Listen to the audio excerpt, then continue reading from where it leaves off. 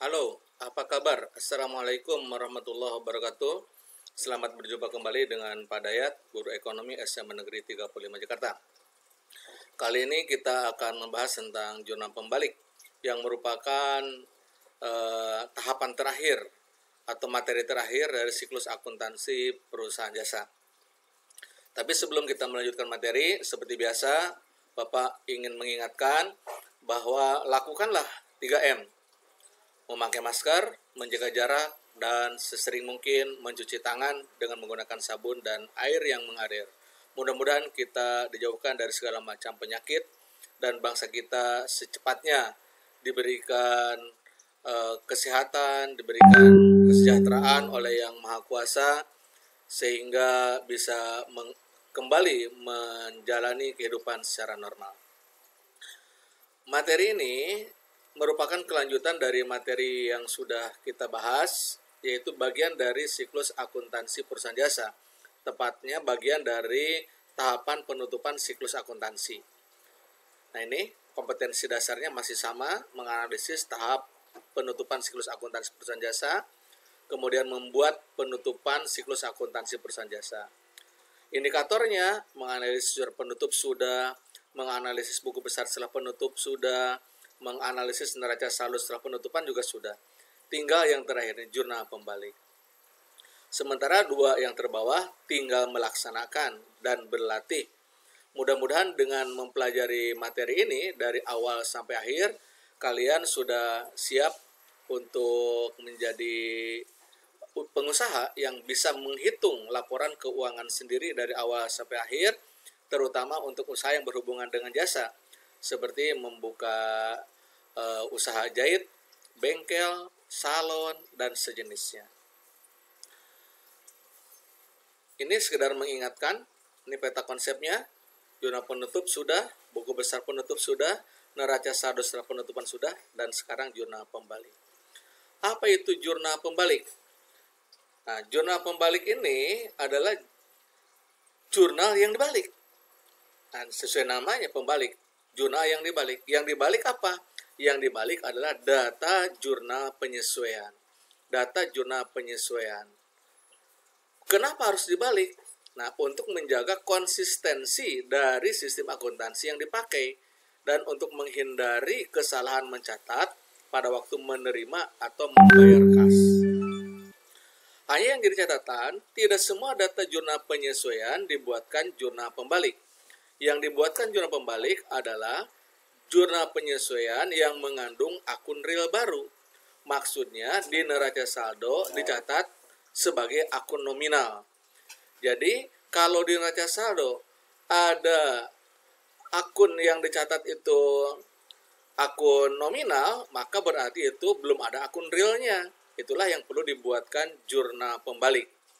Cara membaliknya tinggal balik saja. Data jurnal penyesuaian yang tadinya di debit pindah ke kredit, yang kredit pindah ke debit dalam jumlah yang sama. Perhatikan contoh berikut. Ini ada neraca saldo milik Arifin Motor. Perhatikan nih. Kita bandingkan nanti neraca saldo dengan jurnal penyesuaian. Dan ini jurnal penyesuaiannya. Kita lihat satu persatu. Yang pertama, beban perlengkapan dan perlengkapan. Nah, dari beban perlengkapan dan perlengkapan ini, akun realnya adalah perlengkapan. Lihat di neraca saldo, apakah perlengkapan ini sudah ada. Nah, ternyata perlengkapan ini sudah ada tuh di neraca saldonya.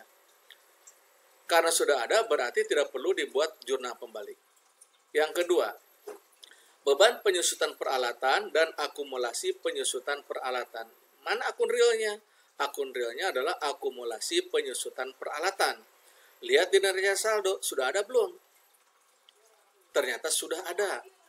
Maka berarti tidak perlu dibuat jurnal pembalik. Lalu yang ketiga, Praif Arifin dan kas. Akun realnya? Ya tentunya kas. Lalu kas lihat neraca saldo. Sudah ada, berarti juga tidak perlu dibuat jurnal pembalik. Lalu yang keempat, beban sewa dan utang sewa. Mana akun realnya? Ya, akun realnya adalah utang sewa. Lihat di neraca saldo, apakah utang sewa sudah ada? Ternyata belum. Karena belum ada, berarti ini yang perlu buat dibuat jurnal pembalik.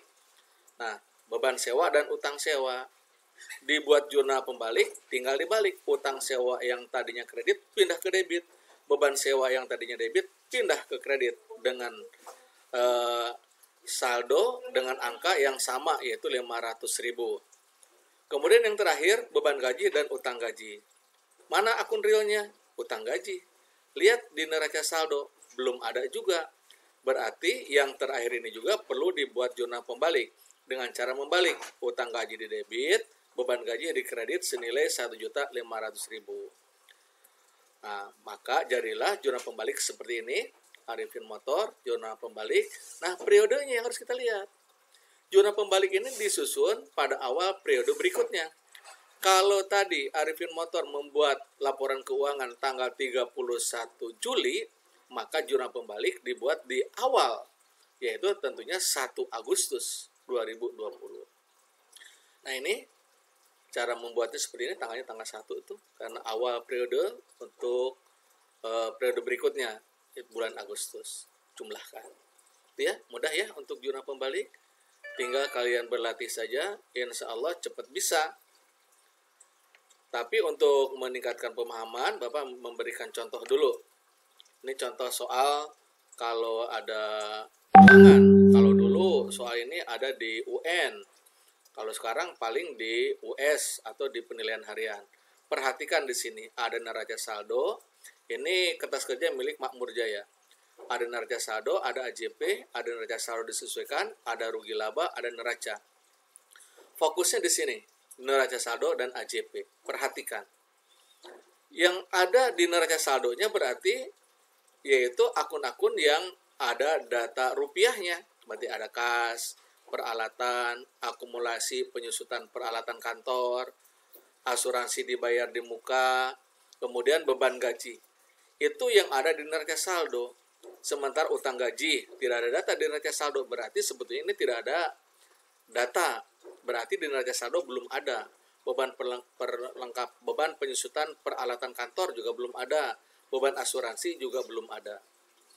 Pertanyaannya, dari data di atas, jurnal pembalik yang benar adalah, perhatikan, A. Beban gaji dan utang gaji sebesar masing-masing 2.200.000, maaf. Perhatikan nih, utang gaji. Tuh. Di neraca saldo belum ada. Berarti ini perlu dibuat jurnal pembalik. Beban gaji dan utang gaji. Ini jurnal penyesuaiannya. Jurnal pembalik berarti dibalik. Utang gaji di debit, beban gaji di kredit senilai 200.000. Tuh. Ternyata ini beban gaji debit, utang gaji kredit. Ini baru jurnal penyesuaian. Karena itu yang benar yang B. Utang gaji di debit, beban gaji di kredit. Lalu yang C, kenapa yang C ini salah? Karena akumulasi penyusutan peralatan kantor sudah ada di neraca saldo. Berarti tidak perlu dibuat jurnal pembalik. Lalu yang D, tadi sudah sama. Kemudian yang E, asuransi dibayar di muka di debit, beban asuransi di kredit. Coba lihat, asuransi dibayar di muka. Ini juga sudah ada di neraca saldo. Berarti tidak perlu dibuat jurnal pembalik. Karena itu jawaban yang tepat adalah yang B. Ya, mudah ya.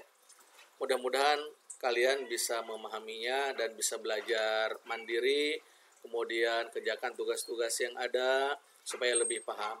Demikian rangkaian siklus akuntansi perusahaan jasa dari awal sampai akhir, pelajari lagi supaya memudahkan kalian untuk mempraktekkan dalam kehidupan sehari-hari.